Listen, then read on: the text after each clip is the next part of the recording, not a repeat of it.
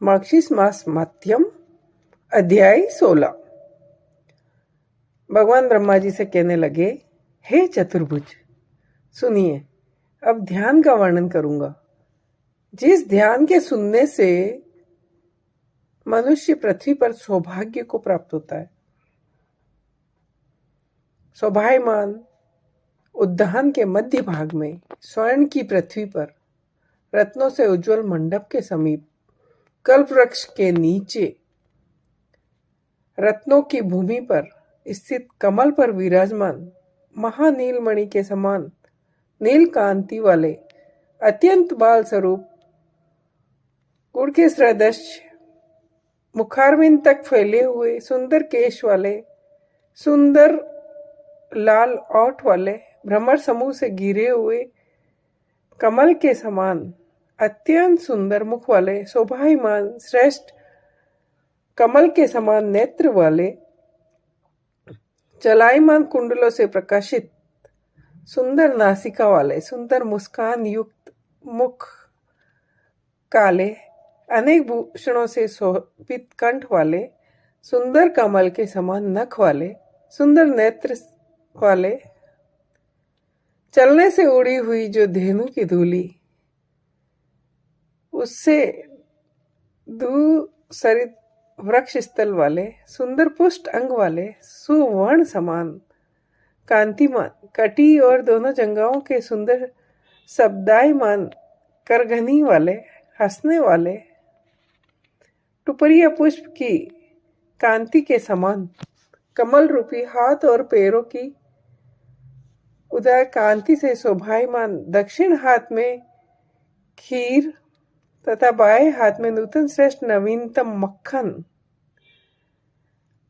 नवनीत के भारभूत जो देवताओं के शत्रु समूह उनके लिए अग्नि रूप पूतना आदि के वध में समर्थ गोपिकाओं और गोप समूह से युक्त इंद्रादि देवताओं से पूजित देवताओं के भी देव भक्ति से नम्र होकर शेष व्रज आदि के साथ प्रातः काल के समय उन श्री कृष्ण का स्मरण और पूजन कर श्वेत कमल मक्खन दूध दही आदि के बने हुए पदार्थों को अर्पण करके श्री कृष्ण को पसंद करे।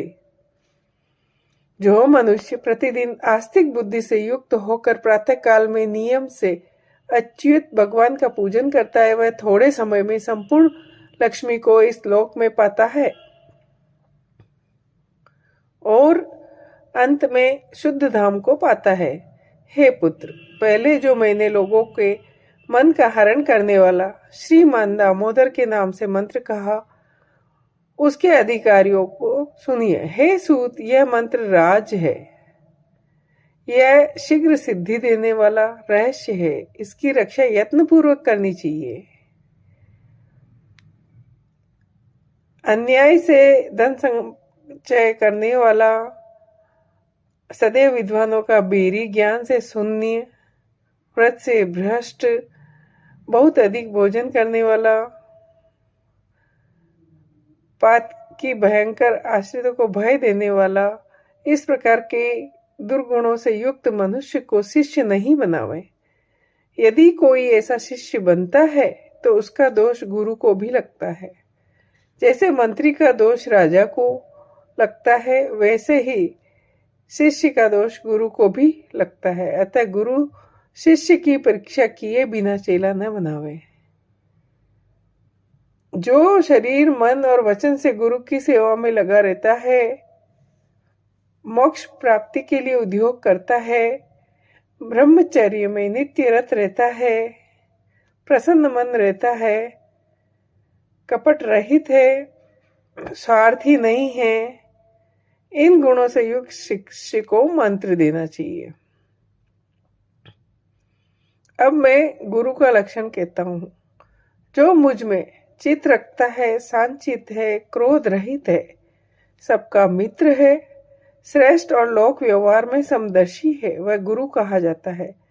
जो वैष्णवों को मानता है, नित्य ही मेरी कथा में लीन रहता है और सदा मेरे उत्सव में रहता है, कृपा का सागर है, पूर्ण मनोरथ है, समस्त जीवों का उपकार करने वाला है, स्वयं सब प्रकार से सिद्ध है, विद्या का पंडित है, समस्त संदेहों को दूर करने वाला है, आलस्य रहित है, लोगों का मान्य है, समस्त भूत भविष्य और वर्तमान को जानने वाला है, जो सब पर अनुग्रह करने वाला है, इन गुणों से युक्त है, वह मनुष्यों का गुरु है। मार्गशीर्ष मास में मेरे मंदिर में ऐसे गुरु से मंत्र ग्रहण करना चाहिए तथा विद्वान विष्णु के व्रतों को ग्रहण करें। मेरे प्रिय श्रीमद् भागवत का हमेशा श्रवण करें। मुझको प्रसन्न करने वाला और लोक में प्रसिद्ध श्री महान भागवत नाम पुराण का श्रद्धा युक्त होकर श्रवण करे। जो मनुष्य नित्य श्रीमद् भागवत पुराण का पाठ करता है, उसको प्रत्येक अक्षर में कपिला गोदान का फल मिलता है। जो भगवान का आधा श्लोक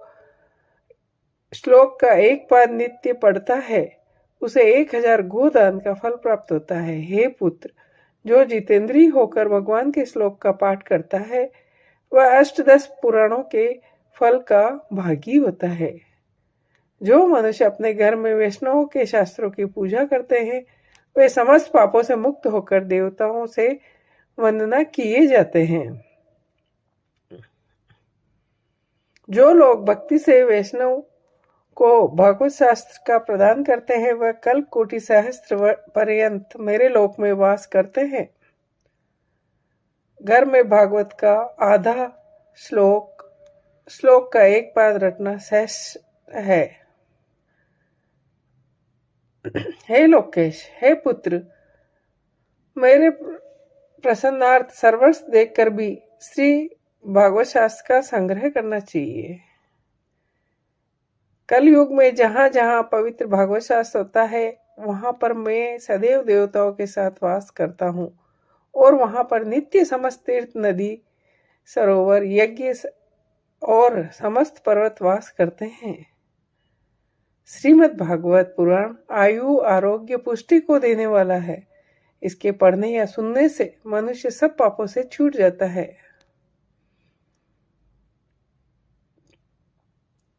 उससे बढ़कर और कुछ नहीं। उस घर में सदैव वास करता हूँ। जैसा मनुष्य को पवित्र करने वाला श्रीमद् भागवत है, वैसा समस्त आश्रमों का धारण करना और समस्त तीर्थों में स्नान करना है।